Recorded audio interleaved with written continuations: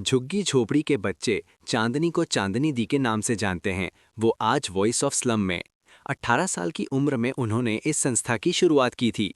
ये एनजीओ झुग्गी झोपड़ी में रहने वाले बच्चों की शिक्षा के लिए काम करता है। चांदनी इन बच्चों के दर्द को दूसरों की तुलना में कहीं ज्यादा महसूस कर सकती हैं। वजह है कि चांदनी ने कभी खुद ये जिंदगी जी है। उनका ताल्लुक सड़क पर तमाशा दिखाने वाले परिवार से था। 6 साल की उम्र में पिता के साथ वो गांव-गांव और शहर-शहर ये काम करती थीं। किसी तरह पेट पल जाता था। दुख का पहाड़ तब टूटा जब अचानक चांदनी के सिर से पिता का साया उठ गया। तब वो 10 साल की भी नहीं थी। उनके दो और छोटे भाई बहन थे। पिता के गम में माँ का हाल बुरा हो गया था। परिवार का पेट पालने की जिम्मेदारी चांदनी पर आ गई थी।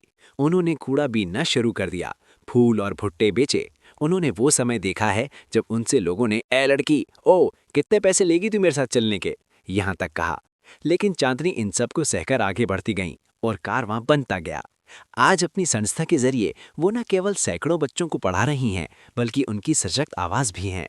बहुत छोटी उम्र से चांदनी झुग्गी बस्तियों में रहने वाले बच्चों के लिए काम कर रही हैं। 10 साल की उम्र में वो बढ़ते कदम नाम के संगठन से जुड़ गई थीं। ये संगठन गरीब बच्चों की शिक्षा और स्वास्थ्य की बुनियादी जरूरतें पूरी करता है। चांदनी के कड़वे अनुभव उन्हें संस्था के पास तक लेकर गए। पिता सड़क पर तमाशा दिखाया करते थे। 6 साल की उम्र में वो भी पिता के काम का हिस्सा बनी गई थीं। लेकिन अचानक एक दिन पिता नहीं रहे। घर पर चूल्हा चलना बंद हो गया। करीब 1 साल तक परिवार ने भर पेट खाना नहीं खाया। परिवार का पेट पालने के लिए चांदनी माँ के साथ कूड़ा पीने लगी। घर में उनके दो और छोटे भाई बहन भी थे।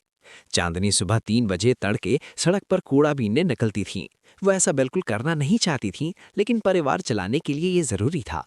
फिर कूड़ा बीनना छोड़ उन्होंने फूल बेचना शुरू किया। लोग बहुत गंदी तरीके से बात करते थे। इसी दौरान उन्होंने ध्यान दिया कि कुछ लोग सड़कों पर बच्चों को पढ़ाने के लिए आते हैं। वो वहां जाकर पढ़ने लगीं। उन्हें एहसास था कि बस यही एक चीज है जिससे जिंदगी को बदला जा सकता है। फूल बेचने का काम बंद करके उन्होंने भुट्टे बेचने का काम शुरू कर दिया।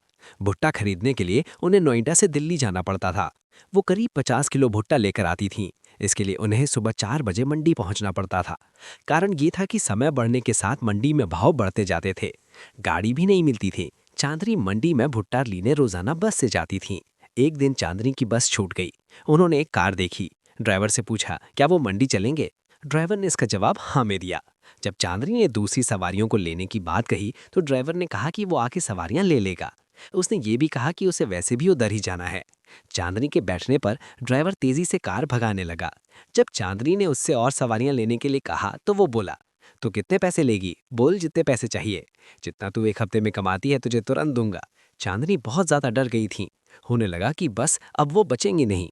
इत्तेफाक से डीएनडी पड़ गया। डीएनडी पर गाड़ी रुकते ही उन्होंने सड़क पर दौड़ लगा दी। उस दिन वो बिना भुट्टा लिए घर पर दौड़ी दौड़ी लौट आईं। वो इतना घबरा गई थी कि उन्होंने खुद को घर में बंद कर लिया। फिर शाम तक घर से बाहर नहीं निकली। चांदनी ने सोचा इस तरह से तो काम नहीं चलेगा। वो घर में बंद रहकर कैसे रह सकती हैं? उनका घर कैसे चलेगा? और लोग भी तो काम करते हैं, उन्हें क्या क्या नहीं सहना पड़ता होगा।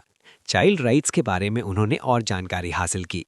जब चांदनी 18 साल की हुई तो बढ़ते कदम की मदद से उन्होंने सिंह पॉल जू देरिया बाय कल्चर शुरू किया। ये एनजीओ झुग्गी झोपड़ी में रहने वाले बच्चों के लिए काम करता है। ये उन्हें अपनी बात कहने के लिए मंच भी मुहैया करता है। बालकनामा के जरिए भी चांदनी इन गरीब बच्चों की बातों को सामने लाती हैं। बालकनामा दिल्ली से प्रकाशित होने वाला न्यूज़पेपर है जो सड़क पर रहने वाले बच्चे निकालते हैं।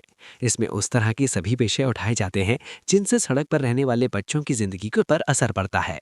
चांदनी ने झुग्गी बस्तियों के न जाने कितने बच्चों की जिंदगी बदली है। जब उन्होंने अपने एनजीओ की शुरुआत की थी तब ना तो उनके पास पैसा था, ना ही वो खुद बहुत पढ़ी लिखी थीं।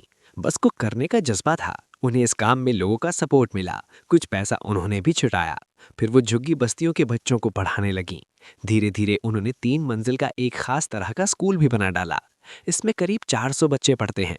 बच्चों को फीस, यूनिफॉर्म, किताबें इत्यादि में आर्थिक मदद दी जाती है।